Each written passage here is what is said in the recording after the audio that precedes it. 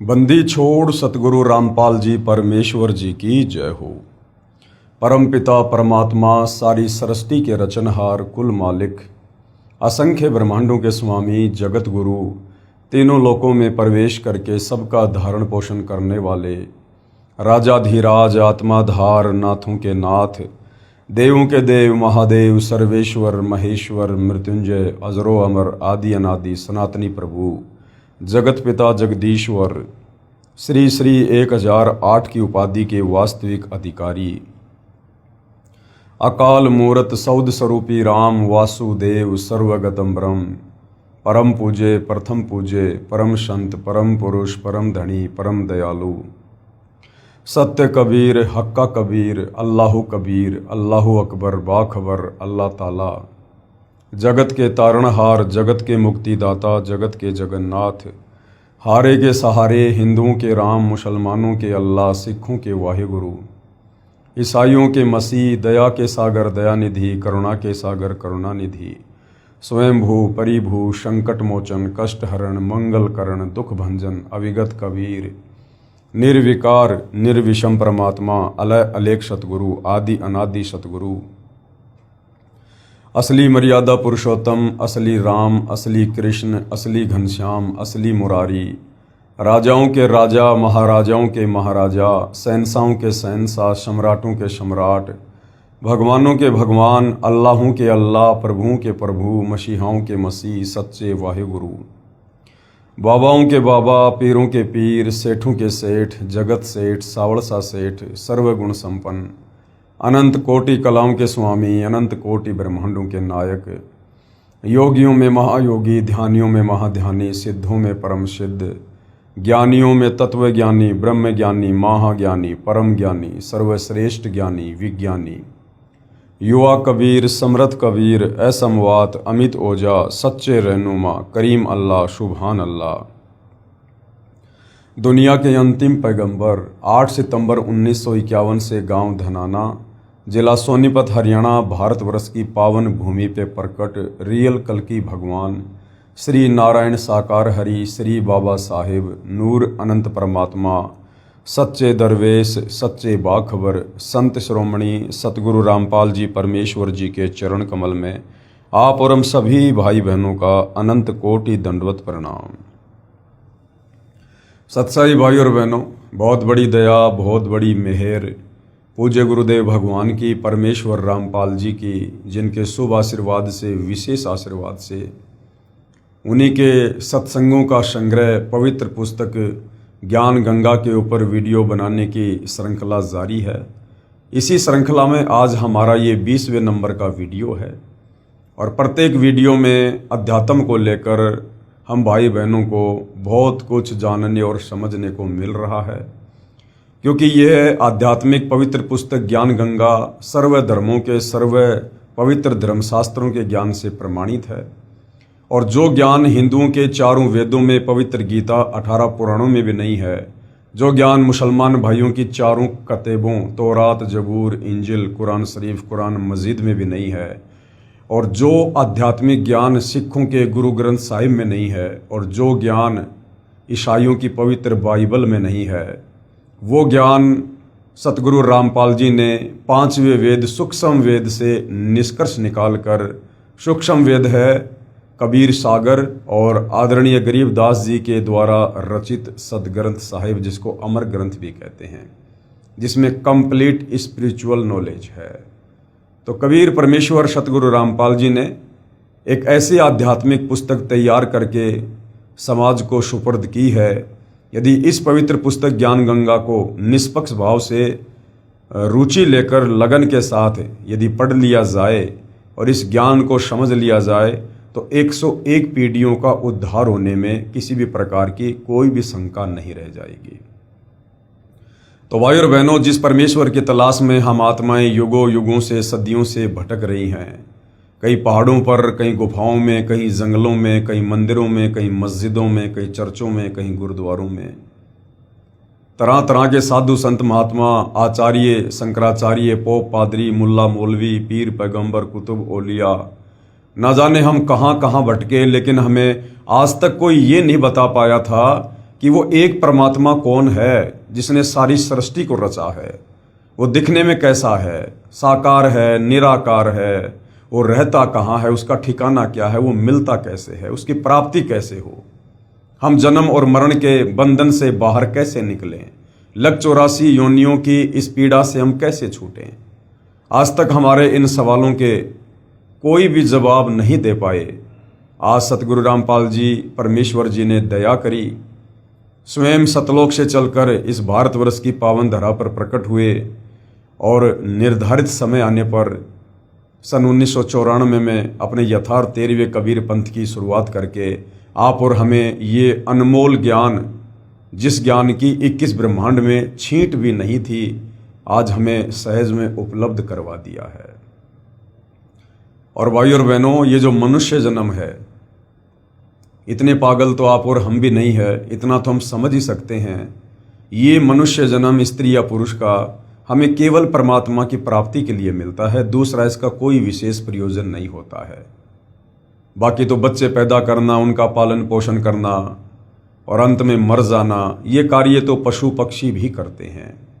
अगर यही सब कार्य करते हुए परमात्मा की प्राप्ति बिना आप और हम भी शरीर छोड़कर चले जाते हैं, तो भला उन पशु पक्षियों में और हम इंसानों में क्या अंतर रह जाएगा। 84 लाख योनियां भोगने के बाद बड़ी मुश्किल से, सौभाग्य से आप और हमें ये मनुष्य चोला मिलता है, और इस मनुष्य शरीर में ही हम परमात्मा प्राप्त कर सकते हैं, क्योंकि अन्य योनियों में आत्मचिंतन की, मंथन की, विचार विमर्श की, सलाह लेने की, सलाह देने की ये योग्यता नहीं है। आप किसी गधे, कुत्ते, सूअर को समझाओगे कि भाई बैठ, मैं आपको रामायण का पाठ सुनाता हूँ, मैं आपको महाभारत की कथा सुनाता हूँ और आप ये भक्ति किया करो, राम का नाम लिया करो।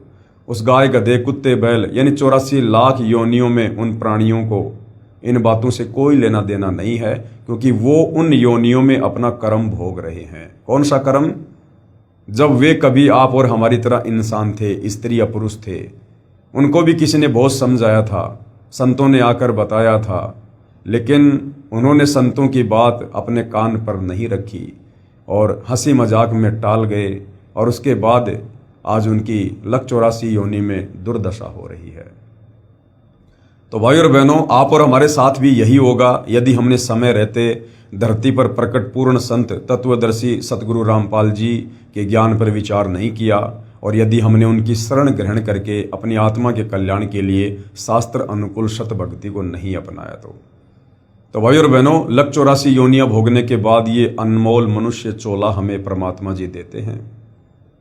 इस मनुष्य जन्म में हम परमात्मा प्राप्ति कर सकते हैं, दूसरा कोई विकल्प नहीं है, अन्यथा फिर से हम लग 84 योनियों में लंबे समय के लिए पीड़ा भोगने के लिए चले जाएंगे। तो भाई और बहनों, अभी तक आप जी ने इस पवित्र पुस्तक ज्ञान गंगा के ऊपर बन चुके पहले के वीडियो नहीं देखे हैं, तो आपने भूमिका से लेकर और सारे वीडियो अवश्य देखने चाहिए, क्योंकि जब तक हम किसी भी पवित्र पुस्तक की भूमिका को नहीं पढ़ेंगे, हम उस पुस्तक में आगे किस तरह का ज्ञान है हम उसको नहीं समझ पाएंगे। तो विनती करूंगा कि आप जी सारे वीडियो अवश्य देखिए और इस पवित्र पुस्तक को पढ़कर आध्यात्मिक ज्ञान से परिचित होकर अपनी आत्मा का कल्याण करवाने की दिशा में आगे बढ़िए। तो आप जियों ने इस पवित्र पुस्तक में सृष्टि रचना को पढ़ा, समझा, साथ में ये भी देखा कि जो सृष्टि रचना इस पवित्र पुस्तक में सतगुरु रामपाल जी ने लिखी है, सतगुरु रामपाल जी ने उस सृष्टि रचना को अपने मनमुखी तरीके से नहीं, बल्कि सर्व धर्मों के सर्व पवित्र धर्मशास्त्रों से प्रमाणित भी किया है। उसके बाद दुनिया में कहावत है कि किसने देखा भगवान, कौन मिलकर आया है भगवान से। तो जो जो महापुरुष परमात्मा से मिलकर आए हैं, परमात्मा के लोक को देख कर आए हैं, और जिन जिन महापुरुषों को परमात्मा साक्षात नर रूप में मिले हैं, इस पृथ्वी पर मिले हैं, उन महापुरुषों ने जो अपनी गवाही अपने ग्रंथों के माध्यम से दी है, अपनी वाणियों के माध्यम से दी है, जैसे आदरणीय धर्मदास जी, आदरणीय नानक जी, आदरणीय दादू जी, आदरणीय गरीबदास जी, आदरणीय मलुकदास जी, आदरणीय घीशादास जी, आदरणीय पंडित रामानंद जी, इन तमाम आत्माओं को परमेश्वर शतलोक से चलकर इस पृथ्वी पर नर रूप में, संत रूप में, जिंदा बाबा रूप में प्रकट होकर मिले। उन्हें सृष्टि रचना से परिचित करवाया, उनकी आत्मा को शरीर से निकालकर शतलोक ले गए, सतलोक की रचना से परिचित करवाया, वहाँ के सुखों से परिचित करवाया और नीचे आते समय इस काल के 21 ब्रह्मांडों से भी परिचित करवाया, जिसे पूरा विश्व निराकार निराकार परमात्मा कहता है। वो काल है, वो ब्रह्म है, जिसे ब्रह्मा विष्णु महेश का पिता कहा गया है, जो दुर्गा का पति है। उसका लोक भी दिखाया, वो काल भी दिखाया, नीचे दुर्गा जी का लोक भी दिखाया, उससे नीचे ब्रह्मा विष्णु महेश के लोक दिखाए, इंद्र का लोक दिखाया, देवी देवताओं की स्थिति से परिचित करवाया और उसके बाद में उन्हें वापस धरती पर उसी शरीर में छोड़ा और फिर उन आत्माओं ने परमेश्वर की महिमा कलम तोड़ आगे जो है प्रसारित की। तो भाइयों और बहनों, यदि आप ध्यान से पवित्र पुस्तक ज्ञान गंगा को पढ़ लेंगे थोड़ा निष्पक्ष होकर, तो अवश्य आपके बंद दरवाजे ये बुद्धि वाले ये खुल जाएंगे, क्योंकि सृष्टि रचना मास्टर की है और ये बंद बुद्धि के दरवाजे झट से खोल देती है। इस सृष्टि रचना को समझे बिना हम अध्यात्म को कभी भी नहीं समझ सकते, चाहे आप कितनी भाषाओं के प्रकांड ज्ञाता क्यों ना है, चाहे चारों वेद और गीता आप जी की उंगलियों पर क्यों ना है। आप सृष्टि रचना को समझे बिना किसी भी धर्मशास्त्र के असली सार को नहीं समझ सकते और आप मोक्ष से वंचित ही रहोगे। तो भाइयों और बहनों, साथ में इस पवित्र पुस्तक के ज्ञान गंगा में जिन जिन आत्माओं ने समय रहते सतगुरु रामपाल जी के ज्ञान को समझकर उनकी शरण ग्रहण की, उसके बाद उन आत्माओं के जीवन में कैसा बदलाव आया। वो घर उजड़े पड़े थे, उन घरों में कोई शराब पीता था, कोई मांस खाता था, कोई जुआ खेलता था, वो घर बर्बादी की कगार पर थे, वो पतन की ओर थे। और जैसे सतगुरु रामपाल जी से उस परिवार ने उपदेश प्राप्त किया, उसके बाद सर्व बुराइयां उस घर से बाहर हो गई और वो परिवार ऋषि परिवार बन गए।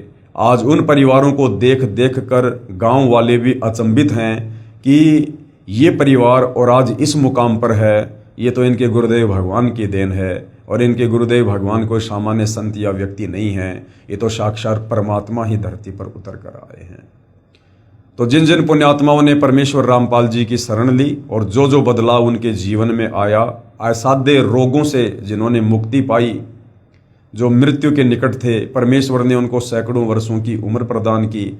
आज वो पुण्यात्माएं भक्ति कर रही हैं और अंत में भक्ति करके मोक्ष भी प्राप्त करेंगी, जिस मोक्ष को प्राप्त करने के लिए ऊपर के लोकों में देवी देवता ब्रह्मा विष्णु महेश भी तरस रहे हैं।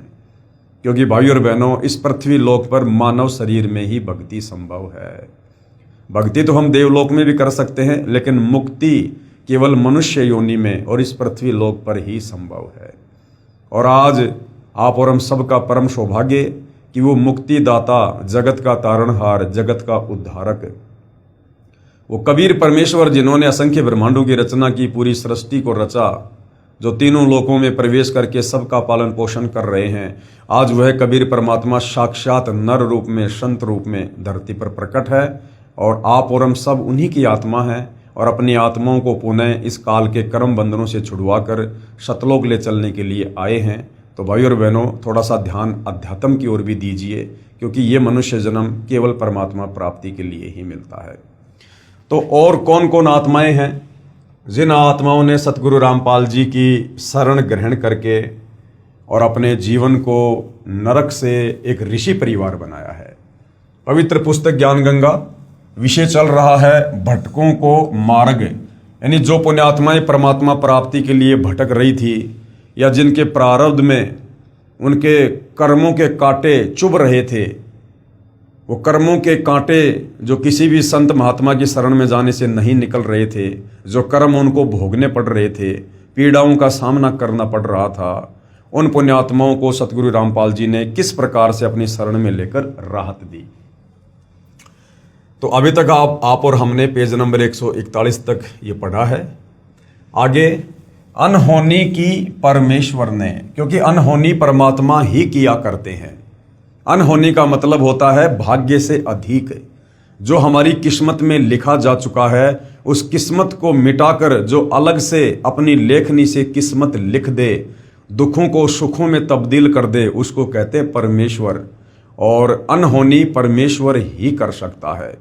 कहते मासा घटे ना तिल बदे, विधाता लिखे जो लेख, पर साचा सतगुरु मेट कर ऊपर मार दे मेख। तो भाई और बहनों, किस प्रकार से सतगुरु रामपाल जी ने अनहोनी की।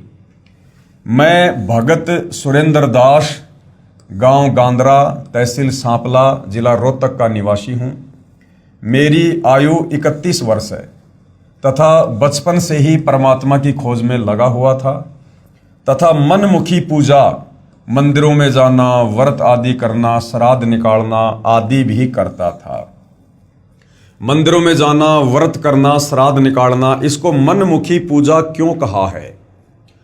क्योंकि भक्ति का विधान हमारे धर्मशास्त्र हैं और हमारे धर्मशास्त्रों में यानी चारों वेदों में और पवित्र गीता जी में ये कहीं भी नहीं लिखा है कि आपने मंदिर में जाना चाहिए, तीर्थों पर जाना चाहिए, धामों पर जाना चाहिए, व्रत रखने चाहिए या फिर श्राद्ध निकालने चाहिए। उल्टा गीता जी और चारों वेद हमें व्रत निकालने के लिए मना करते हैं और श्राद्ध निकालने के लिए भी मना करते हैं। और गीता जी अध्याय 9 श्लोक नंबर 25 तो यहाँ तक कहता है कि जो व्यक्ति श्राद्ध निकालते हैं यानी जो व्यक्ति भूत पूजा करते हैं वो भूत के लोक में जाएंगे, जो पितरों को पूजते हैं वो उन पितरों के पास जाएंगे। तो ये जो श्राद्ध हमसे निकलवाए जा रहे हैं ये पितरों की पूजा करवाई जा रही है।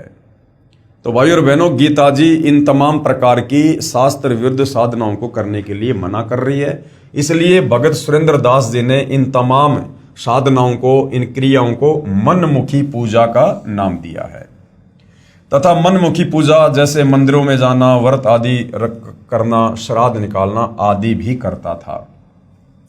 परंतु शारीरिक कष्ट व मानसिक अशांति लगातार बनी हुई थी। ये तमाम भक्ति पूजा करते करते भी सुरेंद्र जी शारीरिक कष्ट और मानसिक परेशानियों से ग्रस्त थे। जबकि भाई और बहनों, भक्ति क्यों की जाती है? मंदिर में, मस्जिद में, तीर्थों पर व्रत करना, ये तमाम प्रकार की भक्ति क्रिया इंसान क्यों करता है? इसलिए करता है कि मेरे घर में शांति रहे, मेरा शरीर सुखी रहे, निरोगी रहे, मेरा काम धंधा बढ़िया चले, मेरे बाल बच्चे ठीक से रहें, मेरा कारोबार उन्नति करे। यानी जीवन में खुशहाली के लिए परमात्मा के दरबार में जाते हैं और भक्ति करते हैं। और भक्ति करते करते भी यदि हमारे ऊपर कष्टों का पहाड़ ज्यों का त्यों है, इसका मतलब वो भक्ति विधि सही नहीं है। जो भक्ति हम कर रहे हैं वो भक्ति फिर शास्त्रों के अनुकूल नहीं है। और यदि भक्ति शास्त्रों के अनुकूल है तो फिर हम उस भक्ति को मर्यादा में रहकर नहीं कर रहे हैं। लेकिन अब सतगुरु रामपाल जी ने जो अध्यात्म का निष्कर्ष निकाल दिया है उससे ये बिल्कुल क्लियर हो गया है कि किसी भी धर्म के किसी भी सदग्रंथ में कंप्लीट भक्ति विधि नहीं है, पूर्ण परमात्मा की प्राप्ति की विधि नहीं है। इन शास्त्रों में जहाँ तक की भक्ति है वो केवल इस काल ज्योति निरंजन तक की भक्ति है। और ज्योति निरंजन की भक्ति तक हमारे भाग्य में लिखे लेख समाप्त नहीं हो सकते, हमारे कर्मों के कांटे नहीं निकल सकते। जो हमारे भाग्य में लिखा हुआ है वो हमें अवश्य मिलेगा। सुख तो सुख और दुख तो दुख। काल तक की भक्ति में उसमें किसी भी प्रकार से कोई बदलाव नहीं हो सकता है। यदि हमें बदलाव चाहिए तो हमने सत्य पुरुष की भक्ति करनी पड़ेगी। और सत्य पुरुष की भक्ति सत्य पुरुष स्वयं सतलोक से चलकर तत्वदर्शी संत के रूप में प्रकट होकर बताता है। तो आज भाई और बहनों, आप और हमारा सौभाग्य पवित्र गीता जी अध्याय 4 श्लोक 34 में गीता का ज्ञान देने वाला भगवान जिस तत्वदर्शी संत की शरण में जाकर भक्ति करने को और मुक्ति प्राप्त करने को अर्जुन को सलाह दे रहा है, आज वह तत्वदर्शी संत सतगुरु रामपाल जी के रूप में आप और हम सबके समकालीन हैं। परंतु शारीरिक कष्ट व मानसिक अशांति लगातार बनी हुई थी। फिर भी परमात्मा में विश्वास तथा परमात्मा पाने की तड़प बरकरार थी। यही तड़प मुझे सन 1995 में संत आसाराम बापू के पास ले गई। मैंने उनसे नाम उपदेश लिया व जैसा भक्ति मार्ग बापू जी ने बताया डटकर साधना की। परंतु न तो कोई शारीरिक कष्ट दूर हुआ और न ही कोई आध्यात्मिक उपलब्धि हुई। अब बहुत सारे भाई बहन ऐसे होंगे जो आसाराम जी की शरण में होंगे, अन्य संत व पंथों की शरण में होंगे, या वैसे मनमुखी रूप से कोई भक्ति क्रिया कर रहे हैं, मंदिरों में जाते हैं, मस्जिदों में जाते हैं, चर्च या गुरुद्वारों में जाते हैं, कहीं पैदल यात्रा करते हैं, कहीं कावड़ लेके आते हैं। या बहुत सारे भाई बहन ऐसे भी हैं जो कहते हैं कि हम तो नास्तिक हैं, हम तो कोई भक्ति नहीं करते और हम तो दारू का ठेका खोल के बैठे हुए हैं, हम तो जो है कसाई का काम करते हैं, फिर भी देखो हमारे ठाठ हो रहे हैं, कोई दिक्कत नहीं है। तो भाइयों और बहनों, इसका कारण क्या है? इसका कारण ये है कि आप और हम असंख्य मनुष्य जन्म प्राप्त कर चुके हैं। जब आपको सृष्टि रचना का पता चलेगा, उसको आप समझेंगे, तो आपको पता होगा कि हम असंख्य मनुष्य जन्म प्राप्त कर चुके हैं जब से सतलोक से अपने पिता से बिछुड़कर इस काल के साथ इसके 21 ब्रह्मांड में आए हैं।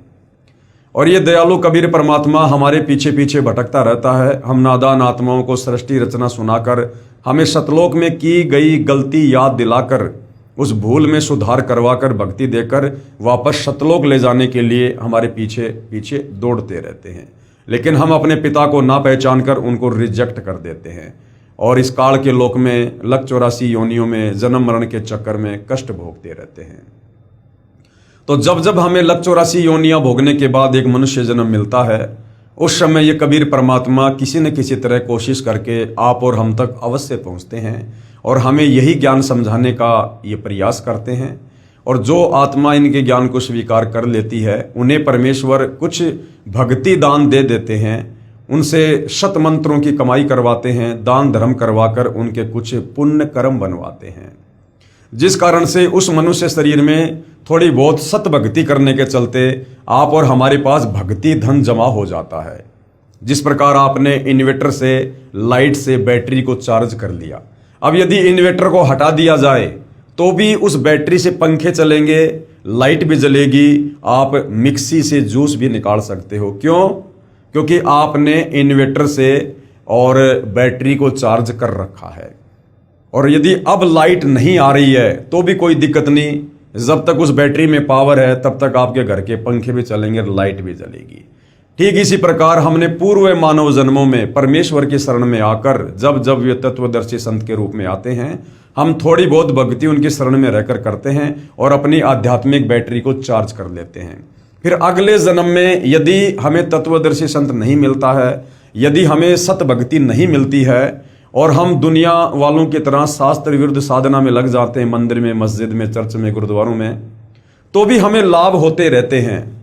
क्यों? क्योंकि हमारी पूर्व जन्म की अभी बैटरी चार्ज है और हम इस गफलत में रहते हैं कि मैं वर्तमान में जो रामकृष्ण की भक्ति कर रहा हूँ, देवी देवताओं की पूजा कर रहा हूँ, मंदिर, मस्जिद, चर्च, गुरुद्वारों में धक्के खा रहा हूँ, व्रत कर रहा हूँ, तीर्थों पे जा रहा हूँ, मुझे इससे लाभ हो रहे हैं।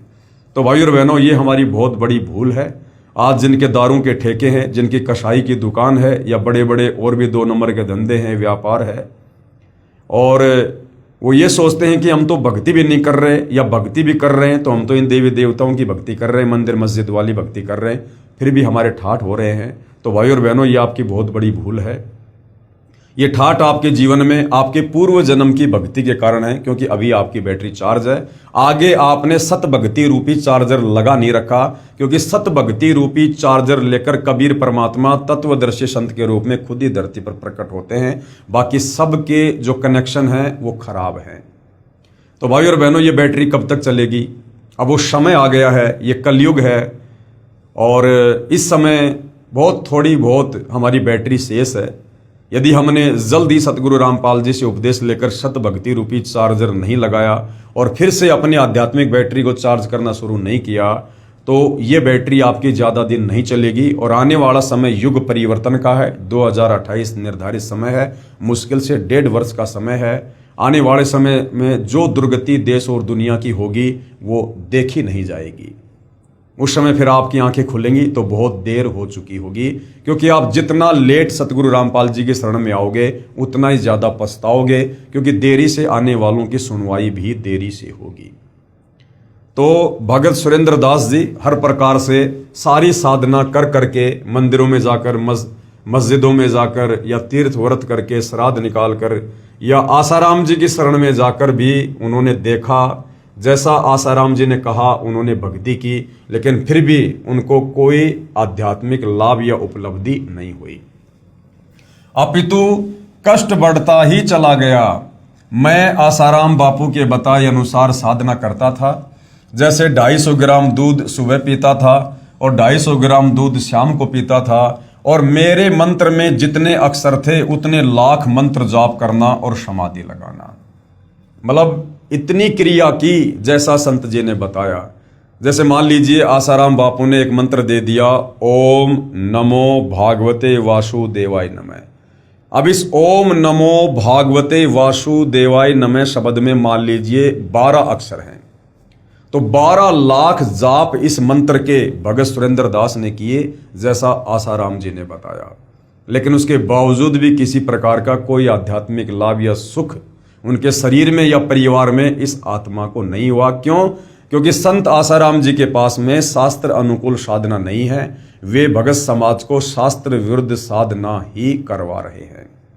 और अब सतगुरु रामपाल जी ने आकर हमें जो शास्त्र अनुकूल साधना दी है, उसमें प्रथम बार वे हमें जो मंत्र देते हैं वो हमारे शरीर में जो कमल बने हुए हैं और जिनमें 5 मुख्य शक्तियां बैठी हुई हैं, श्री ब्रह्मा शांतरी जी, श्री गणेश जी, श्री विष्णु और लक्ष्मी जी, देवी दुर्गा जी और शंकर पार्वती जी। इन मंत्रों का जब हम जाप करेंगे, और हमने ये लाखों में जाप नहीं करना है, हमने प्रतिदिन केवल 108 मंत्र जाप करने हैं। यानी प्रथम नाम की एक माला 108 मंत्र यानी 108 बार हमने जाप करना होता है। और सतगुरु रामपाल जी के द्वारा जो शास्त्र अनुकूल भक्ति हमें दी जाती है, जो शत भक्ति मंत्र दिए जाते हैं, उनके थोड़े से जाप से ही हमें अनगिनत लाभ शुरू हो जाते हैं। क्योंकि ये इन देवी देवताओं के वास्तविक लाभ हैं, ये इनके बीज मंत्र हैं, ये इनके मूल मंत्र हैं। और इन मंत्रों का जाप करने से ये देवी देवता तुरंत भगत की तरफ आकर्षित होते हैं और तुरंत उसे सुविधा देना शुरू कर देते हैं। तो आसाराम जी ने जो विधि बताई वो सुरेंद्र जी ने की, और मेरे मंत्र में जितने अक्षर थे उतने लाख मंत्र जाप करना और समाधि लगाना। 40 दिन की ये क्रिया थी, जो कि यह एक अनुष्ठान होता है। ऐसे ऐसे मैंने 14 अनुष्ठान किए।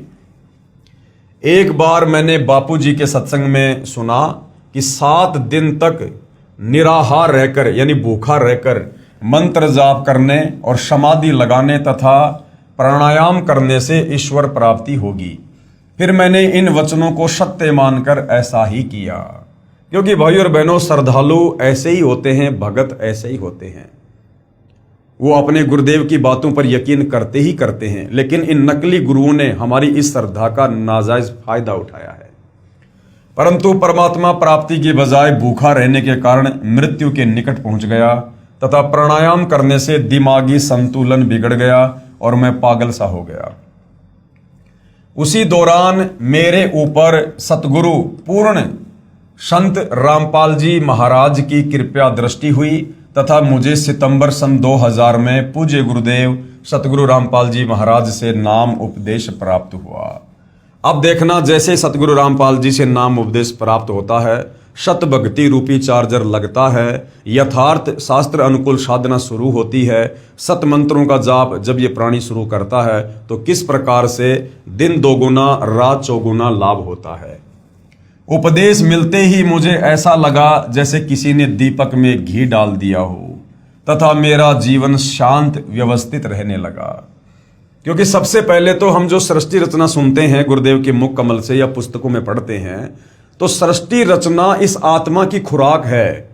जिस सत्य ज्ञान की प्राप्ति के लिए ये आत्मा युगों युगों से तड़प रही है, भटक रही है, आज तक हमें ये खुराक नहीं मिल पा रही थी। और जैसे ही आत्मा को उसको खुराक मिलती है तो आत्मा जो है शांत हो जाती है, वो तृप्त हो जाती है।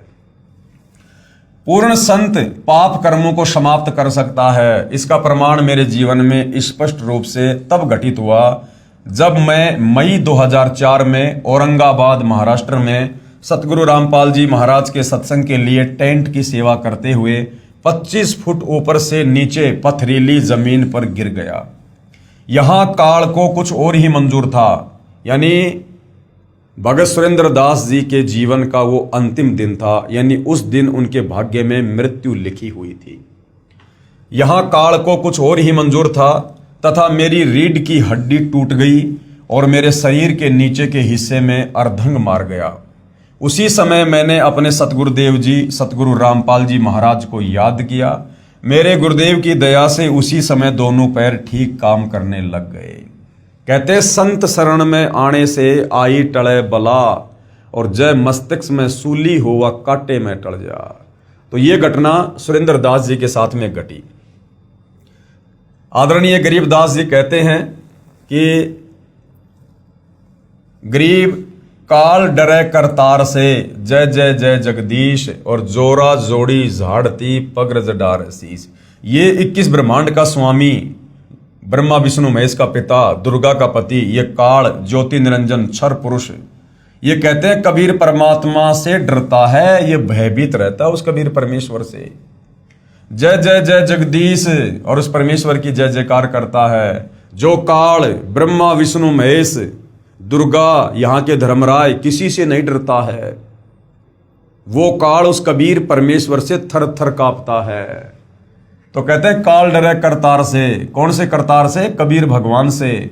और जय जय जय जगदीश, और जोरा जोड़ी झाड़ती, जोरा यानी मौत, ये मौत मेरे कबीर परमेश्वर के दरबार में उनकी जुतियां साफ करती हैं, और पगरज डारे शीस, और उस धूल को अपने शीस पर रखती है।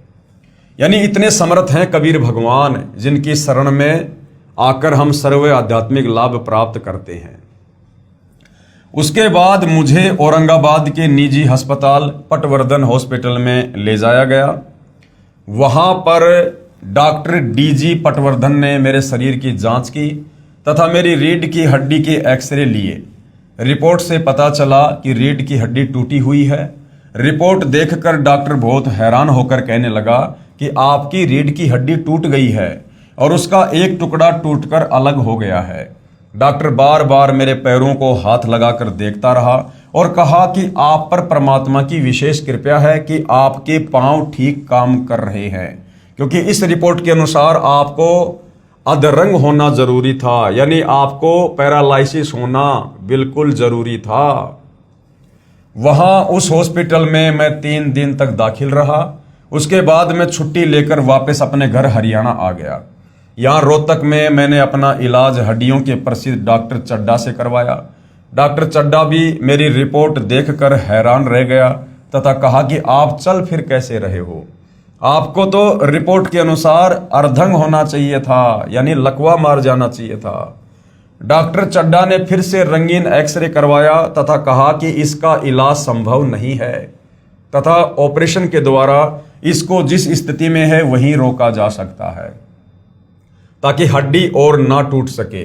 उसने हड्डियों को ताकत देने के लिए इंजेक्शन शुरू किए और 3 महीने में पूरे इंजेक्शन लग गए।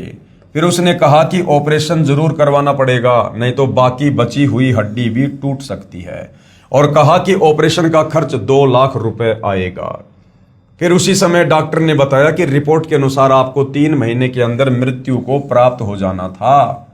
आज आप परमात्मा की कृपा से ही जीवित हो।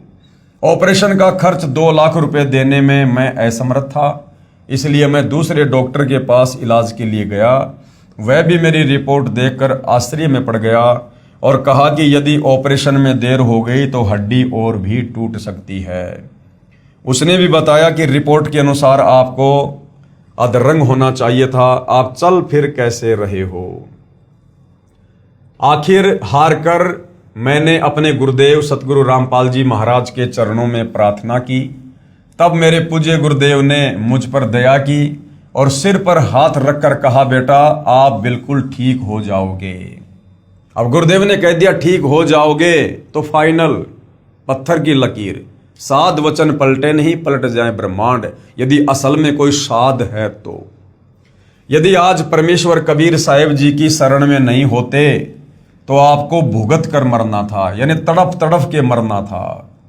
आपकी आयु शेष नहीं थी। गुरुदेव ने कहा कि बेटा आपकी उम्र शेष नहीं थी, आपकी उम्र बढ़ा दी गई है क्योंकि आप शत भक्ति कर रहे हो। आप एक बार फिर डॉक्टर को दिखा लो। मैंने गुरुजी के आदेश अनुसार अगले ही दिन डॉक्टर को दिखाया, जिसने मेरा एक्सरे किया और एक्सरे देखकर डॉक्टर आश्चर्यचकित रह गया और बोला, जो हड्डी टूटकर अलग हो गई थी वह अपने आप ऊपर को उठकर कैसे जुड़ गई। अब परमेश्वर इसी को कहते हैं, होनी को अनहोनी कर दे, अनहोनी को होनी। साहिब से सब होत है, बंदे से कुछ नहीं। और डॉक्टर तो एक बंदा है, एक जीव है। सतगुरु रामपाल जी साहिब हैं, परवरदिगार है। तो कहते हैं साहिब से सब होत है, बंदे से कुछ नहीं। वो राई से पर्वत कर दे, फिर पर्वत से राई। सतगुरु रामपाल जी वही कबीर परमेश्वर हैं जिन्होंने ये शरीर बनाया है। पिंड प्राण जिन दीने दाना, गरीब दास जाकू कुर्बाना। यदि शरीर का वास्तव में कोई डॉक्टर है, कोई वैद्य है, तो कबीर परमेश्वर हैं, जो आज धरती पर सतगुरु रामपाल जी के नाम से प्रकट हैं। अन्यथा भाइयों और बहनों, ये जितने भी डॉक्टर हैं, ये लोग कितना पढ़ते हैं, कितना लिखाई करते हैं, कितना पैसा बर्बाद करते हैं, और कई वर्षों की तपस्या के बाद कोई तो एक नाक का डॉक्टर बन जाता है, कोई आई स्पेशलिस्ट बन जाता है, कोई बालों का डॉक्टर, कोई जो है वो त्वचा का डॉक्टर, कोई हाथ का डॉक्टर, कोई हड्डी का डॉक्टर, कोई लीवर का डॉक्टर, कोई किस चीज़ का डॉक्टर। पूरे शरीर का डॉक्टर तो इंसान भी नहीं होता। तो ये कबीर परमात्मा जिसने इंसान बनाया, असंख्य इंसानों को बनाया, शरीरों को बनाया, ये कबीर परमात्मा वास्तव में शरीर का और आत्मा दोनों का डॉक्टर है। तो कबीर परमेश्वर जो चाहे जो कर दे। ये विज्ञान, ये टेक्नोलॉजी, ये उस परमेश्वर की टेक्नोलॉजी के आगे, उनकी आध्यात्मिक शक्ति के आगे ऊंट के मुंह में जीरे के बराबर भी नहीं है। ये विज्ञान भाइयों और बहनों सिर्फ और सिर्फ भक्ति में सहयोग के लिए परमात्मा ने हमें दी है, ताकि हम इस भक्ति को समझें और भक्ति करने में हमें आसानी हो।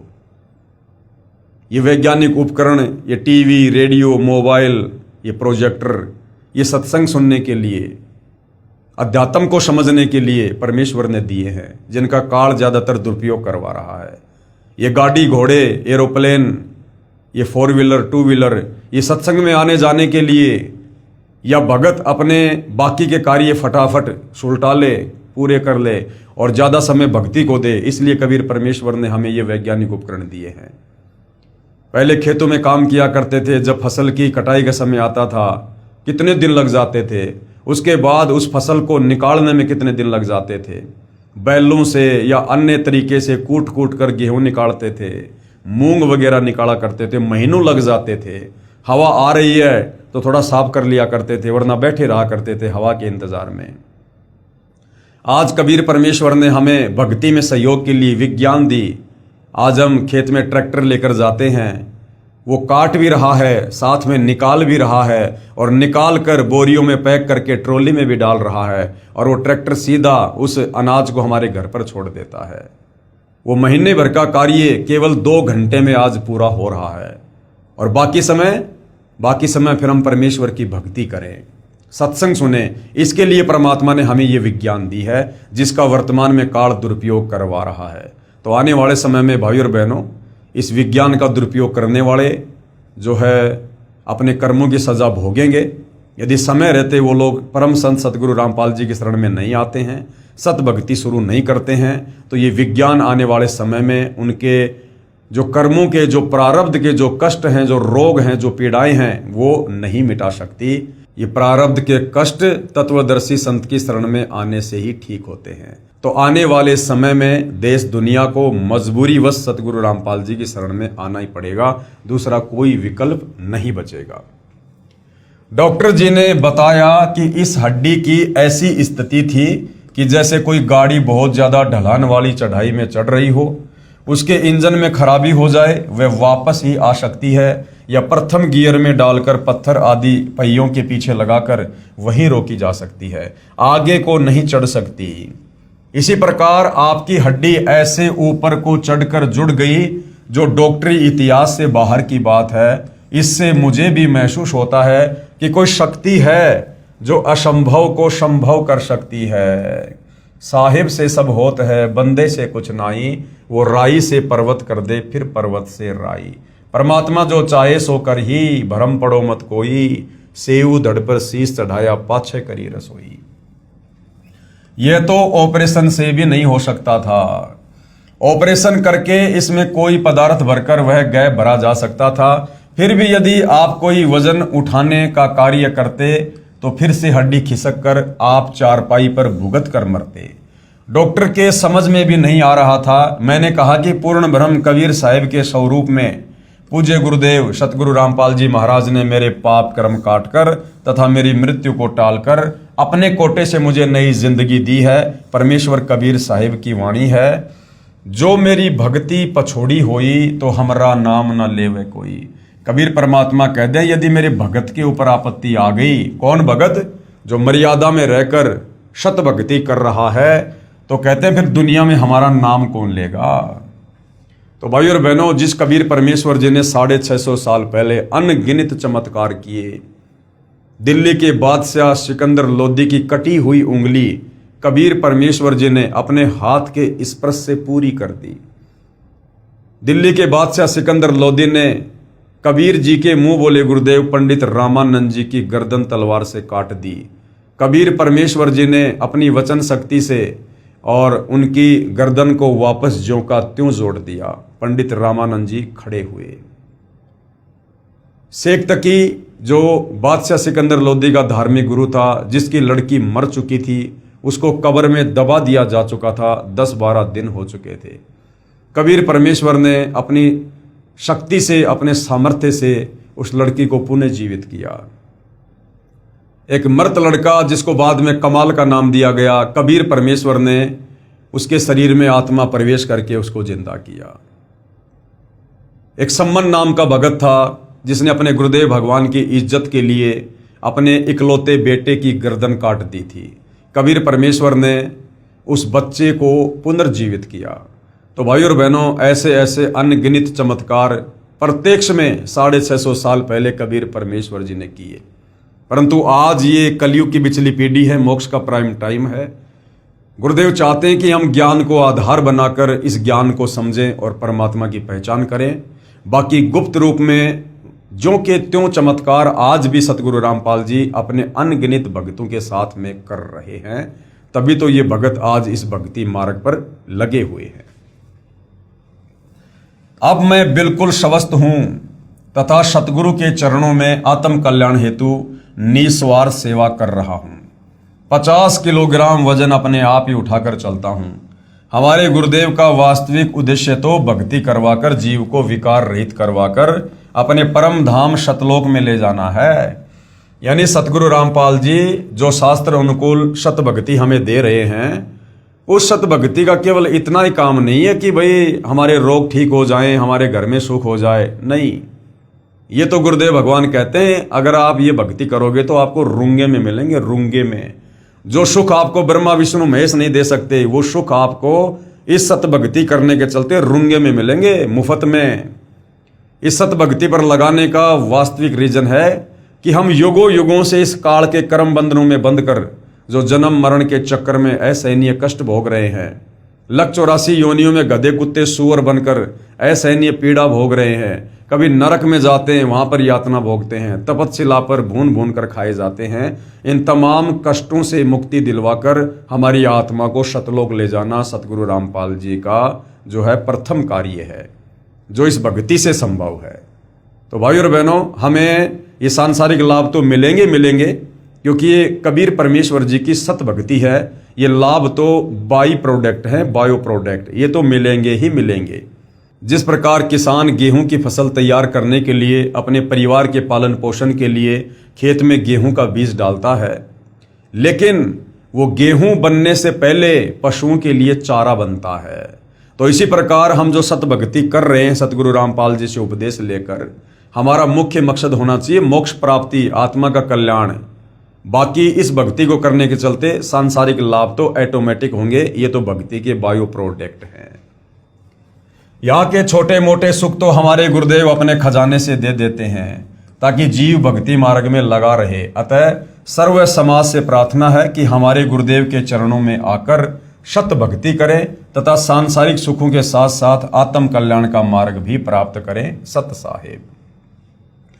अब आगे क्या समझाया गया है, जो अनहोनी भगत सुरेंद्र दास के साथ हुई है, जिस दिन वो सत्संग में टेंट लगा रहे थे और 25 फुट की ऊंचाई से पथरीली जमीन पर गिरे, उनकी कमर की हड्डी टूट गई थी। उस दिन उनकी जीवन लीला समाप्त होनी थी। उनके प्रारब्ध में केवल उनकी इतनी ही आयु थी, लेकिन तत्वदर्शी संत की, पूर्ण संत की शरण में होने के चलते कबीर परमेश्वर सतगुरु रामपाल जी ने अपने भगत की उम्र बढ़ा दी।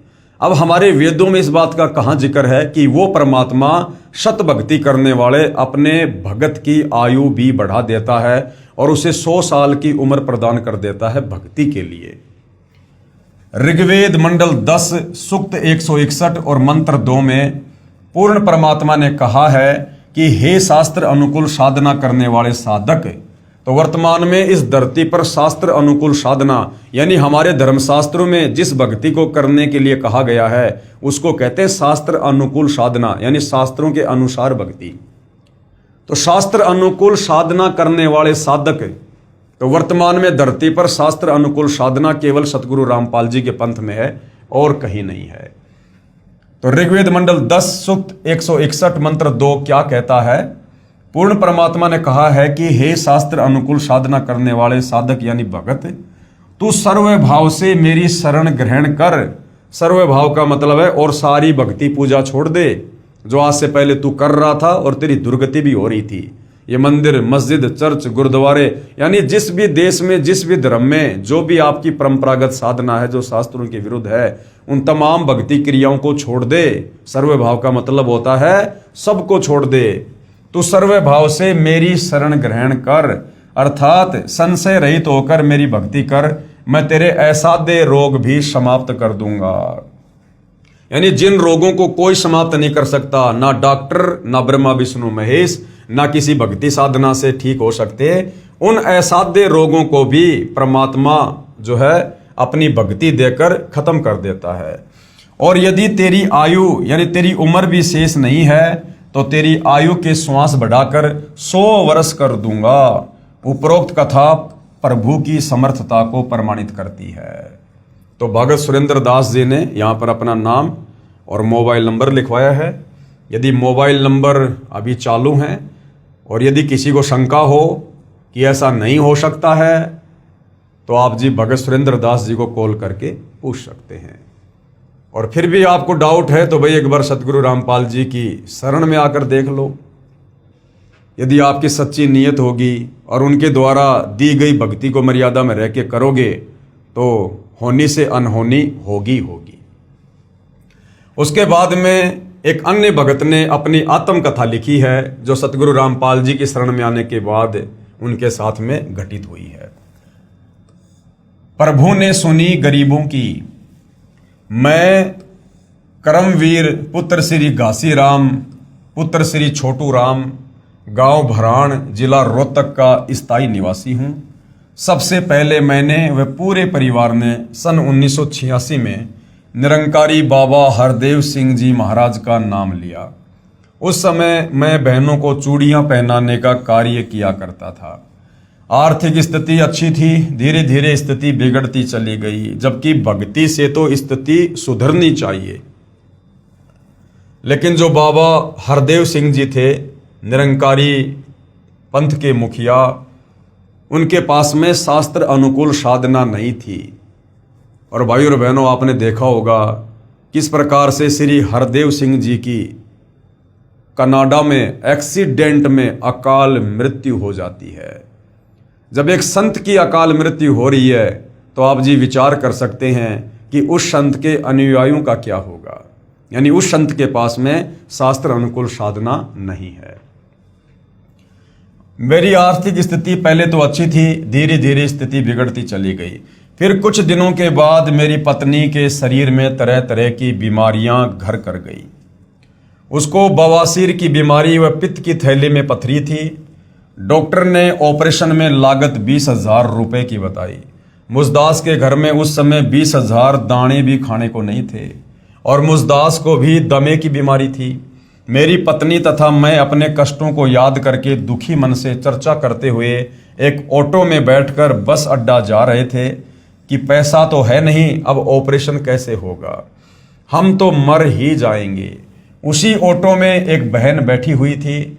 उसने हमारी सारी बात पूछी और कहा कि आप करोथा चले जाओ, वहाँ एक महाराज जी हैं और बीमारियों की दवाई मुफ्त देते हैं। हालांकि सतगुरु रामपाल जी कोई बीमारियों की दवा नहीं देते हैं, ये तो सत भक्ति देकर यानी राम नाम की दवाई देकर ये आत्माओं के कष्टों का निवारण करते हैं।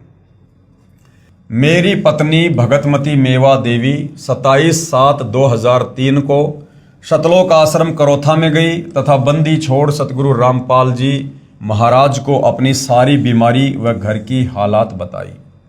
सतगुरुदेव ने बहुत प्यार से सभी बातें सुनी तथा कहा कि बेटी यहाँ कोई औषधि आदि नहीं दी जाती, कि बेटी यहाँ करोथा आश्रम में कोई दवाई या औषधि नहीं दी जाती है, केवल आत्म कल्याण का मार्ग समझाया जाता है तथा भक्ति करने की विधि पवित्र वेदों व पवित्र गीता जी के आधार पर शास्त्र अनुकूल बताई जाती है।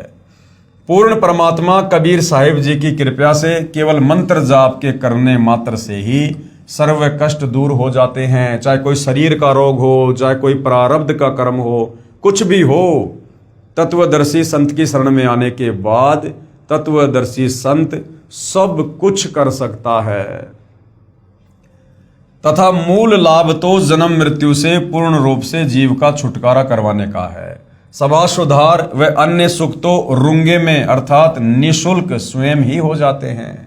राम नाम की दवाई देकर यानी शतभक्ति मंत्र देकर मेरे सारे परिवार को कृतार्थ किया। यानी जैसे ही उस परिवार ने फिर सतगुरु रामपाल जी से नाम उपदेश लिया, उनके सर्व रोग धीरे धीरे छू मंत्र हो गए और आज वो परिवार उस आत्मिक शांति और संतुष्टि को महसूस कर रहा है। यानी वो सर्व लाभ परमात्मा की भक्ति के प्राप्त कर रहा है, जो लाभ उस परिवार को अन्य देवी देवता या अन्य संत व पंथों में जाने से भी नहीं मिल रहे थे। राम नाम की दवाई देकर मेरे परिवार को कृतार्थ किया। अब हम प्रेम पूर्वक जिंदगी जी रहे हैं। सर्व बीमारियां केवल नाम सुमरण से व गुरुदेव के आशीर्वाद मात्र से समाप्त हो गई, क्योंकि परमात्मा कबीर साहिब जी की वाणी है कि सुमरण से सुख होत है, सुमरण से दुख जाए, और कहे कबीर सुमरण करोगे तो सुमरण माही समाए। यानी सुमरण से हमारे सांसारिक कष्ट भी दूर होंगे, हमारे शरीर के कष्ट भी दूर होंगे, और सुमरण से हमारा जन्म मरण का रोग भी कटेगा। सर्व बीमारियां केवल नाम सुमरण से व गुरुदेव के आशीर्वाद मात्र से समाप्त हो गई। हम बंदी छोड़ से अरदास करते हैं कि दाता जैसा सुखी जीवन हमें दिया वैसा ही सबको बख्शें सत साहेब। हालांकि भाई और बहनों, सतगुरु रामपाल जी के तत्व ज्ञान से परिचित होने के बाद अब हम भाई बहनों ने इस प्रकार के शब्दों का प्रयोग नहीं करना है कि दाता जैसा सुखी जीवन हमें दिया वैसा ही सबको बख्शें, क्योंकि ये सत भक्ति है और काल कोशिश करेगा इसमें पंचर लगाने की मन कर्म वचन से। तो आप और हमने भाई और बहनों अपनी आत्मा का कल्याण करवाना है, और बाकी जिसको अपनी आत्मा का कल्याण करवाना होगा हम उस तक केवल संदेशा भेज सकते हैं कि ऐसे ऐसे परमात्मा स्वयं धरती पर आए हुए हैं, शास्त्र अनुकूल साधना है। भाई एक बार उनके ज्ञान को समझकर नाम उपदेश लेकर भक्ति शुरू करो, देखो फिर कैसे आपके दुख दूर नहीं होते। हम केवल प्रार्थना कर सकते हैं, हम अन्य की कामना इस भक्ति मार्ग में नहीं कर सकते हैं, अन्यथा हमारी भक्ति बर्बाद होना शुरू हो जाएगी। जिस प्रकार किसी की गाड़ी पंचर खड़ी है और मैं उधर से जा रहा हूं और वो मेरी गाड़ी रुकवा कर कहे कि भाई साहब मेरी गाड़ी पंचर हो गई, अब मैं यदि अपनी टायर से, अपनी गाड़ी के टायर से उसके टायर में हवा डालूंगा तो मैं मूर्ख आदमी हूं। मेरी गाड़ी की हवा कम हो जाएगी, इससे मेरी गाड़ी भी ढंग से नहीं चलेगी और उसकी गाड़ी भी पूरी तरह से जो है चलने के योग्य नहीं बनेगी, तो दोनों पंचर हो जाएंगे। तो समाधान क्या है? उसको उस दुकान का पता बता दिया जाए जहां पर पंचर निकाला जाता है और फिर से हवा भरी जाती है। तो इस प्रकार से भाई और बहनों, हम यदि किसी की कामना करेंगे अच्छे की तो एक प्रकार से वो आशीर्वाद हो जाता है, और किसी को आशीर्वाद देना और अपने गुरु के अलावा किसी से आशीर्वाद लेना इस भक्ति मार्ग में वर्जित है, क्योंकि हम अधिकारी नहीं हैं। तो जो भी हैं उन्हें सतगुरु रामपाल जी का एड्रेस दे दीजिए, सतगुरु रामपाल जी से उनका संपर्क करवा दीजिएगा। आप स्वयं उनको आश्रम में लेकर जा सकते हैं, गुरुदेव से दीक्षा दिलवा सकते हैं। ये समाधान जो है उसके भी हित में है और हमारे भी हित में है। बाकी हम दुनिया की इसी प्रकार से कामना करते रहे तो धीरे धीरे हमारा भक्ति वाला बैलेंस समाप्त होता रहेगा और वो जो के त्यों कष्ट फिर हमारे ऊपर आने शुरू हो जाएंगे। भगत करमवीर दास पुत्र श्री घासीराम, गांव भराण, तहसील महम, जिला रोहतक। ऐसे ही भाई और बहनों, एक भगतात्मा और है जिन्होंने अपना साक्षात्कार दिया और भक्ति अपनाने के बाद जो अनुभव उनके जीवन में हुए वो उन्होंने यहाँ पर शेयर किए हैं। भगवान हो तो ऐसा। मैं भगत महावीर सिंह पुत्र श्री केहर सिंह, गांव ढराना, जिला झज्जर, हरियाणा का निवासी हूं। पहले मैं शिव का कट्टर भगत था। मेरे लीवर और गुर्दे के अंदर पीप पड़ गई थी। शंकर जी की भक्ति करते करते भी दुर्गति हो रही थी और मेरे को मेरा भाई भगत महेंद्र सिंह मेडिकल में इलाज करवाने के लिए ले गया। उससे पहले भी काफी पैसा लग गया था, लेकिन कोई आराम नहीं हुआ। मेडिकल के अंदर अल्ट्रासाउंड के बाद 3 ऑपरेशन बोल दिए। मैं घबरा गया। मैंने ऑपरेशन करवाने से इनकार कर दिया। खाना भी नहीं खाया जाता था। हालात बिल्कुल नाजुक हो चुके थे। मेरा बड़ा भाई महेंद्र कहा करता कि आप सतगुरु रामपाल जी से उपदेश ले लो, क्योंकि महावीर जी का बड़ा भाई जो महेंद्र जी थे वो सतगुरु रामपाल जी से उपदेश प्राप्त थे। तो वो अपने भाई को समझाया करते थे कि भाई आप भी मेरे गुरुदेव से नाम उपदेश ले लो। वे पूर्ण परमात्मा के अवतार आए हुए हैं, यानी स्वयं ही वो अवतार रूप में आए हुए हैं। कबीर परमेश्वर पूर्ण ब्रह्म है। मैं कहता था कि शिव जी भगवान के सामने तेरे कबीर जुलाहे यानी धानक की क्या औकात। कबीर तो एक कवि था, वह भगवान नहीं हो सकता। कबीर तो एक कवि था, कवि, वह भगवान नहीं हो सकता। जबकि भाई और बहनों, हम जरा भी विचार नहीं करते। कबीर जी के समय और भी तो कवि होंगे, और भी तो बहुत सारे कवि होंगे कबीर जी के समय। क्या किसी भी कवि का कोई एक भी चेला था, एक भी शिष्य था? क्या किसी भी कवि ने उस समय किसी का कोई कष्ट दूर किया? जबकि कबीर परमेश्वर जी के, जिनको कवि कहकर रिजेक्ट कर दिया, उनके 64 लाख शिष्य हुए थे आज से 650 साल पहले। अरे किसी ब्राह्मण जाति में जन्मे धर्म गुरु के तो 64 लाख शिष्य हो सकते हैं, लेकिन कबीर जी जो जुलाहे की भूमिका कर रहे थे, और उस समय धानक यानी जुलाहे को सांसारिक तौर पर कितना नीचा समझा जाता था, और धानक जाति में कबीर जी के 64 लाख शिष्य, जो कबीर जी अनपढ़ थे, अशिक्षित थे, भूमिका कर रहे थे, परमेश्वर लीला कर रहे थे। लोग जिस समय उनकी शक्ल देखना पसंद नहीं करते थे, जिस जाति में वो लीला कर रहे थे, और 64 लाख शिष्य हो जाना ये कोई सामान्य बात नहीं है। ये मात्र किसी कवि का काम नहीं हो सकता। तो कवि रूप में कबीर परमात्मा स्वयं ही आए हुए थे, सारी सृष्टि के मालिक। उन्होंने लोगों को शोषो लाभ दिए, असाध्य रोगों को दूर किया, मुर्दों को जिंदा किया, जिस कारण से लोगों ने उनको अपना सतगुरु धारण किया। अन्यथा कबीर जी के समय तो और भी बहुत सारे नामी गिरामी कवि थे। क्या आपको किसी का एक भी कोई शिष्य देखने या सुनने को मिलेगा? नहीं मिलेगा। कबीर तो एक कवि था, वह भगवान नहीं हो सकता। मेरे बड़े भाई महेंद्र सिंह पुत्र श्री केहर सिंह का परिवार भी बिल्कुल उजड़ा हुआ था। सतगुरु रामपाल जी महाराज की शरण में जाने से वे पूर्ण सुखी हैं। उन्होंने सर्व पूर्व वाली पूजाएं त्याग रखी थी, यानी जो भी हम पहले ये देवी देवताओं की मंदिर में जाने की, मस्जिद में जाने की, तीर्थ व्रत आदि जो किया करते थे, जो शास्त्रों की विरुद्ध साधना है, जिनको करने की हमें कोई लाभ नहीं हो सकता है, वो सारी साधना महेंद्र जी ने छोड़ दी थी सतगुरु रामपाल जी से उपदेश लेने के बाद। वे फिर भी बहुत सुखी हैं, मैं भी मानता था, परंतु फिर भी मैं अपने भगवान शिव जी से अधिक किसी को नहीं मानता था। मेरा बड़ा भाई महेंद्र मुझे कहता था, महावीर यही भूल सबको लगी है। पूर्ण ब्रह्म कबीर देव, कबीर परमेश्वर ही हैं, यानी सारी सृष्टि का मालिक कबीर भगवान ही है, और इनकी शक्ति के सामने ब्रह्मा विष्णु शिव ब्रह्म तथा परब्रह्म तो बहुत न्यून शक्ति युक्त हैं, यानी बहुत ही छोटी श्रेणी की इकाई है। जैसे देश के प्रधानमंत्री व राष्ट्रपति के सामने एक राज्य के मंत्री की क्या शक्ति होती है, इतना अंतर परमेश्वर कबीर जी यानी राष्ट्रपति या प्रधानमंत्री जानो, तथा शिव जी एक विभागीय मंत्री जानो। यानी कबीर जी के आगे इन देवी देवताओं की, ब्रह्म की, परब्रह्म की शक्ति ऐसे है जैसे राष्ट्रपति के आगे कोई सरपंच हो। अब आप स्वयं ही विचार करें कि कहां ठाठा यानी कहां कबीर परमेश्वर और कहां म्या। अब ये ठाठा म्या क्या है? ये है अर्थात खागड़ की तुलना में बकरा, यानी कहां तो झोटा और कहां बकरा, कहां ठाठा और कहां म्या। सतगुरु रामपाल जी महाराज ने सर्व सदग्रंथों का गहन अध्ययन किया है, अब भाई और बहनों देखो, जब हम सतगुरु रामपाल जी की शरण में आकर भक्ति शुरू करते हैं तो शुरुआत में हम इस तत्व ज्ञान से इतना परिचित नहीं हो पाते हैं और अपने गुरु को एक संत की श्रेणी में ही लेना शुरू कर देते हैं। लेकिन जैसे जैसे हमें आध्यात्मिक ज्ञान होता चला जाता है, हमें गुरुदेव भगवान की जो शक्ति है, उनका जो सामर्थ्य है कि वे क्या परम शक्ति हैं, हमें ये भान होता चला जाता है। तो भगत जी यहाँ पर क्या कह रहे हैं कि सतगुरु रामपाल जी महाराज ने सर्व सदग्रंथों का गहन अध्ययन किया। अब भाई सतगुरु रामपाल जी तत्वदर्शी संत हैं, जगत गुरु हैं, और जगत गुरु तत्वदर्शी संत की भूमिका स्वयं कबीर परमात्मा करते हैं।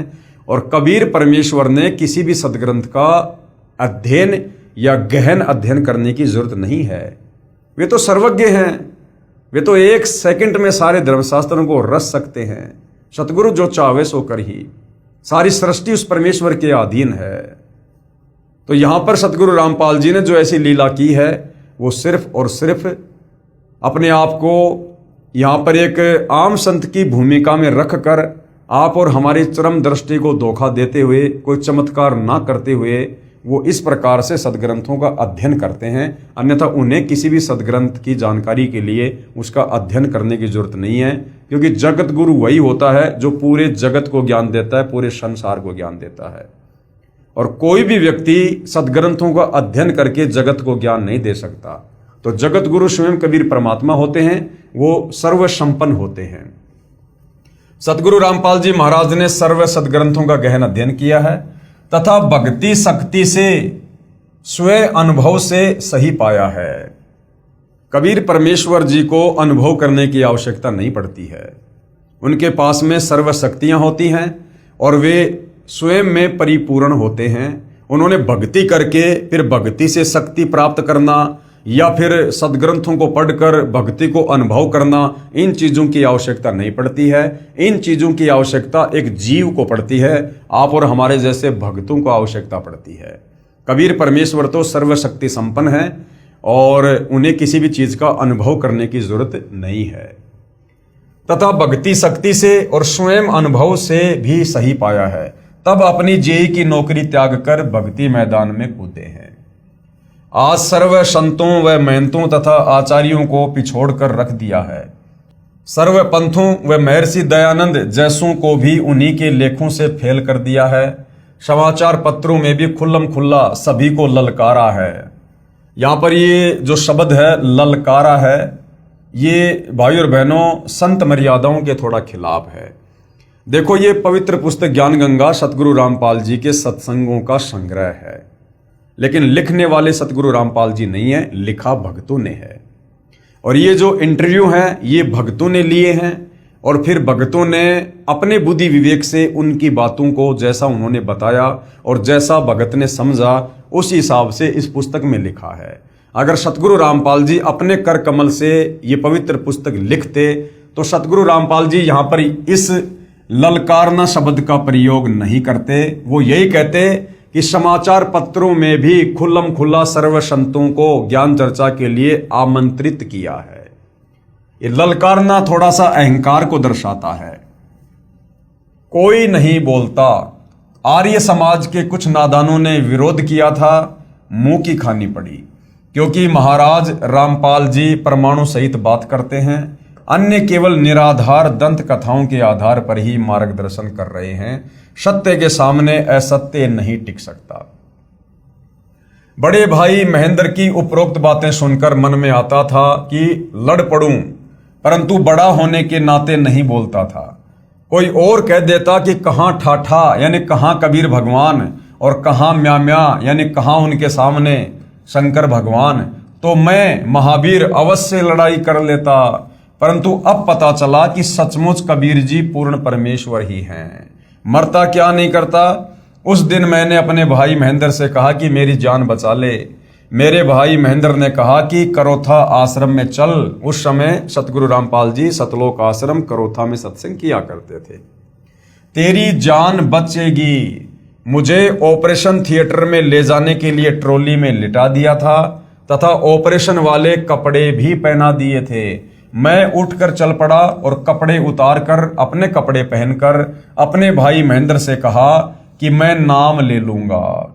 हम गाड़ी करके मेडिकल रोहतक से सीधे बंदी छोड़ सतगुरु रामपाल जी महाराज की शरण में आ गए।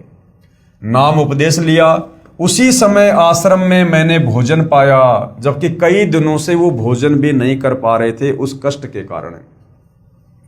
मैं फिर मेडिकल में गया और जांच करवाई। डॉक्टर आश्चर्य में पड़ गए और मेरे कोई तकलीफ नहीं पाई, यानी सारी रिपोर्ट बिल्कुल ओके। मैं स्वस्थ हो गया। मेरा आश्रम में कोई खर्च नहीं हुआ। नाम तथा मंत्र जाप की पुस्तिका मुफ्त प्राप्त हुई। मेरा सारा परिवार अन्य देवी देवताओं की पूजा पाठ किया करता, परंतु उपदेश लेने के बाद सर्व त्याग दी। अब भाई और बहनों, सतगुरु रामपाल जी इन देवी देवताओं की भक्ति छुड़वाते नहीं हैं, ना देवी देवताओं को छुड़वाते हैं। सतगुरु रामपाल जी हमें वास्तव में इन देवी देवताओं के बीज मंत्र जाप करवाते हैं, इनके मूल मंत्र जाप करवाते हैं, जिससे ये देवी देवता तुरंत प्रभावित होकर भगत को तुरंत सांसारिक और शारीरिक लाभ प्रदान करना शुरू कर देते हैं। आज से पहले हमारे जितने भी नादान तत्व ज्ञानहीन धर्मगुरु आचार्य शंकराचार्य रहे हैं, इनको स्वयं शास्त्रों का ज्ञान नहीं था, जिस कारण से ये हमें इन धर्म शास्त्रों में वर्णित जो सत भक्ति है वो भी निकाल कर नहीं दे पाए। ये हमें देवी देवताओं की भी सत भक्ति इन शास्त्रों से निकाल कर नहीं दे पाए, जिस कारण से इन देवी देवताओं के मनमुखी मंत्रों का जाप करते करते, जैसे आपने पढ़ा इस पवित्र पुस्तक ज्ञान गंगा में कि गीता ज्ञानदाता काल ब्रह्म अर्जुन से कहता कि अर्जुन, मेरी भक्ति का केवल एक ओम मंत्र है, और जो अंतिम समय तक ओम नाम का जाप करता हुआ शरीर त्यागता है वो मेरे ब्रह्मलोक में जाता है, और ब्रह्मलोक के बाद वो पुनः वापस लक 84 योनि में जन्म मरण के चक्कर में और नरक में भी जाता है। तो ये हमारे नादान धर्म गुरु हमें ओम नाम का जाप भी नहीं देते। ये तो अन्य मनमुखी मंत्र राधे राधे श्याम मिला दे, हरे राम हरे कृष्णा, ओम नमो भागवते वासुदेवाय नमः, तरह तरह के मंत्र हमसे जाप करवा रहे हैं, जिनका हमारे किसी भी धार्मिक सदग्रंथ में कोई उल्लेख नहीं है, जिस कारण से इन देवी देवताओं से भी हमें लाभ प्राप्त नहीं हो रहे हैं। अब सतगुरु रामपाल जी ने हमें इन देवी देवताओं के वास्तविक मूल मंत्र बीज मंत्र दिए हैं, जिससे आप और हमें तुरंत लाभ होते हैं। पहले से अधिक सुखी व स्वस्थ हो गए। बंदी छोड़ पूर्ण परमात्मा सतगुरु रामपाल जी महाराज का दिन रात गुणगान करते हैं। सतगुरु रामपाल जी महाराज का मुख्य उद्देश्य तो नाम उपदेश देकर भक्ति करवा के काल के जाल से मुक्त करवाना है। समाज सुधार व अन्य सुख तो रुंगे में अर्थात स्वयं ही हो जाते हैं। सत साहिब भगत महावीर जी।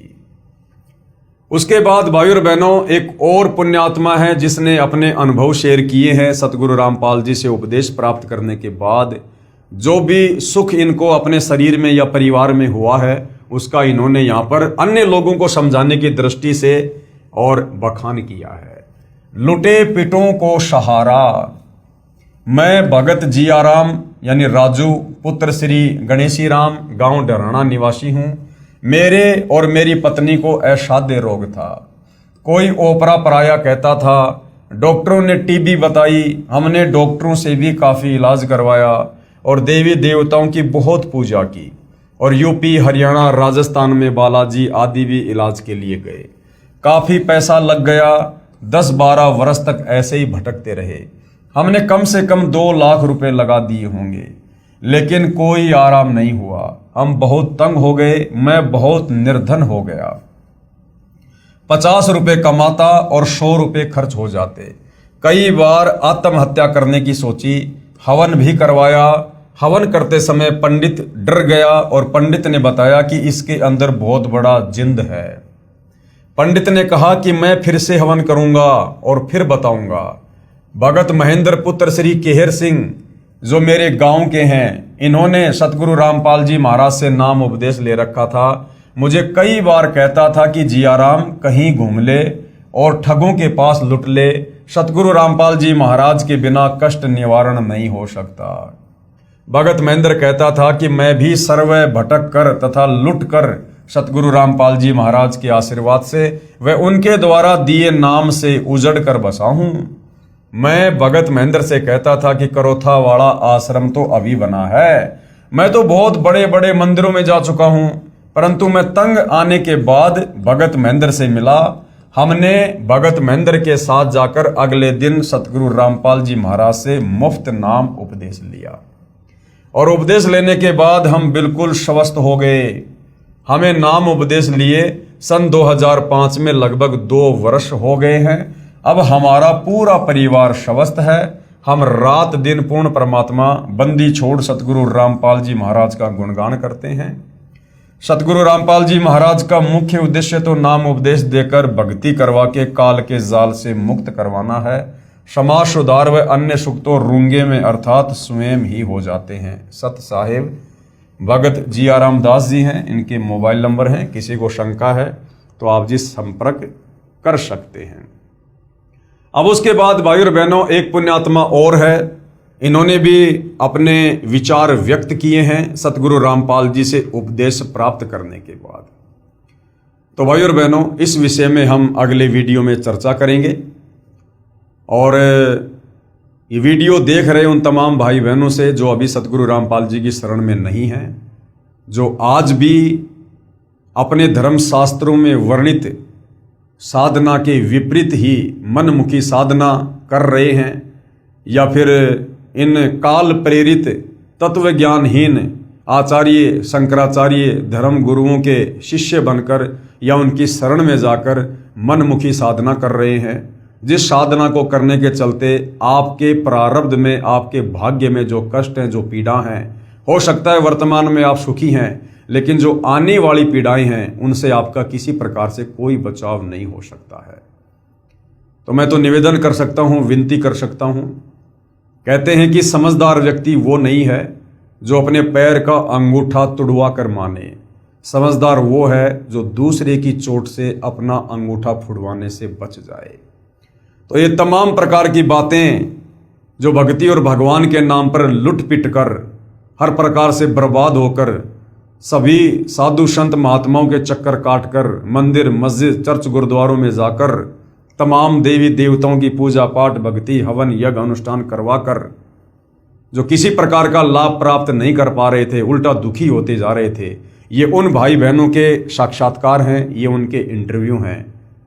तो यदि आप वर्तमान में किसी प्रकार की पीड़ा से ग्रसित हैं और आपको किसी भी प्रकार से कोई राहत नहीं मिल रही है, या आप एक एजुकेटेड और समझदार व्यक्ति हैं और यदि आप परमात्मा की प्राप्ति के लिए भटक रहे हैं लेकिन आपको कहीं कोई वो आत्म संतुष्टि वाला मार्ग या ज्ञान प्राप्त नहीं हो रहा है, तो आप जी ने इस पवित्र पुस्तक ज्ञान गंगा को पढ़कर और जिन जिन भगत भाई बहनों ने सतगुरु रामपाल जी की शरण ग्रहण की है, उसके बाद जो लाभ उनके घर में, उनके परिवार में, उनके शरीर में, उनके काम धंधे में जो उन्हें हुए हैं, जिनका वो बखान कर रहे हैं, आप जी इन बातों पर विचार करके सतगुरु रामपाल जी के YouTube पर सत्संग सुनना अवश्य शुरू करें। इस पवित्र पुस्तक ज्ञान गंगा की PDF आप जी गूगल से भी डाउनलोड कर सकते हैं, या सतगुरु रामपाल जी के नाम से एक वेबसाइट है www.jagatgururampalji.org। यहाँ पर आप सतगुरु रामपाल जी की सभी पुस्तकों की PDF फाइल प्राप्त करके पढ़ सकते हैं। उनके द्वारा किए गए ऑडियो वीडियो में प्रवचन सत्संग भी आप जी डाउनलोड करके सुन सकते हैं, या फिर YouTube तो हमेशा आपके साथ आपके मोबाइल में रहती है। आप YouTube पर जाकर सर्च कीजिए सतगुरु रामपाल जी सत्संग, और विनती करूँगा आप जी सृष्टि रचना को अवश्य सुनिए, बार बार सुनिए, कम से कम 5 बार तो सृष्टि रचना को आप जी अवश्य सुनिए। प्रथम बार सुनोगे थोड़ा सा आपको समझ में नहीं आएगी, क्योंकि आज से पहले हमने केवल दंत कथाएं हमारे धर्म गुरुओं से सुनी है, जिस कारण से हमारे अंदर अज्ञान समाया हुआ है। और जब पहली बार हम ये सतज्ञान सुनेंगे, सत्यनारायण कथा सुनेंगे, तो काल प्रेरणा से हमारी आत्मा जल्दी से स्वीकार नहीं करती है। इसलिए सृष्टि रचना को 2, 4, 5, 10 बार अवश्य सुनिए, और उसके बाद फिर आपको जो तड़फ, जो कशक लगेगी, उत्पन्न होगी भक्ति की, अध्यात्म को समझने की, फिर आप जी इस कदर चिपक जाएंगे। कहने का मतलब है फिर आपको आनंद सा आने लगेगा सतगुरु रामपाल जी के प्रवचनों में, उनकी भक्ति में। तो भाई और बहनों, वर्तमान में चाहे सांसारिक लाभ हो या चाहे आत्मा के कल्याण का जो है लाभ हो, ये हमें सतगुरु रामपाल जी की सत भक्ति से उनकी शरण में आकर ही मिल सकता है। दूसरा कोई तरीका नहीं है। अन्यथा भाइयों और बहनों, आज तो हम मनुष्य जन्म में हैं और मनुष्य जन्म में हमें अन्य योनियों से बहुत ही अच्छी सुविधा होती है खाने पीने पहनने घूमने फिरने की। यदि बिना सतभक्ति के यदि हमने इस मनुष्य जन्म को बर्बाद कर दिया और सतभक्ति वर्तमान में केवल सतगुरु रामपाल जी के पास है, तो भाइयों और बहनों, ये शरीर छूटने के बाद हम सीधे लक 84 योनि में जाएंगे, नरक में जाएंगे, भूत बनेंगे, प्रेत बनेंगे। उसके बाद कष्ट ही कष्ट हैं।